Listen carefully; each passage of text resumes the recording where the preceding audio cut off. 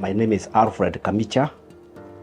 By profession, I'm a Quantity Surveyor. Sumsconsult is the name of our firm. My first interaction with I&M Bank goes way back around 1995. During that time, I&M mooted the idea of demolishing a small building that was known as Investments and Mortgages building at the junction of Bingu and Kenyatta Avenue to put up a tower, which is now standing there as I&M Tower. In the company I was working with, I was the project Quantity Surveyor for that project.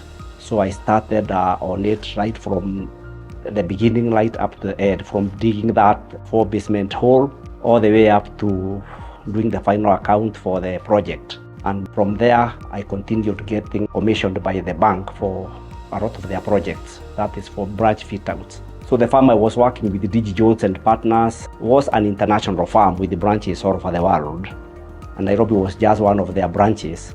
So they came to a point where they decided that Nairobi office was no longer making any profit. So in May 2006, they just decided they were folding up. And that's why when I decided to take the plunge, and I founded Sumconsult. And incidentally, my first project, which we called as 0601, was I&M Bank Industrial Area.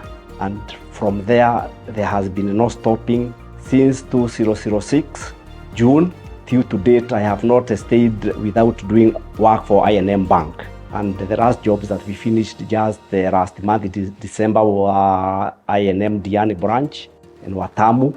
So it's been tremendous for us and for me personally that I have been maintained by this client all those years. Now it's going to 20 years as Sumsconsult.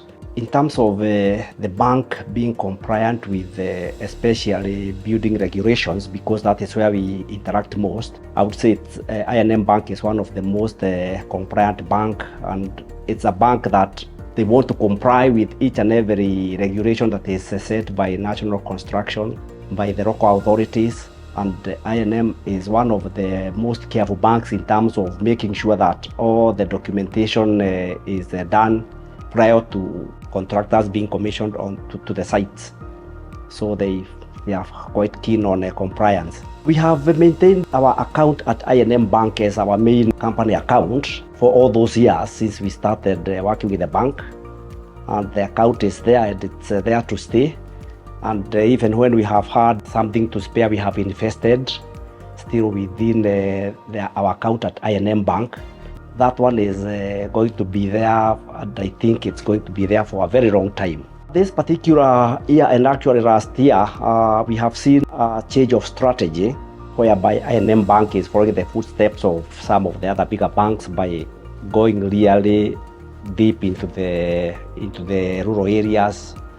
And that is a big advantage and a big plus, because for the partners like ourselves who are working with the bank, we see that you continue going out more and more, and we are very delighted to see I&M Bank signs in small places, small branches, medium branches. Now we see that I&M is right in the mix. So we hope that it's going to be going on and on and on.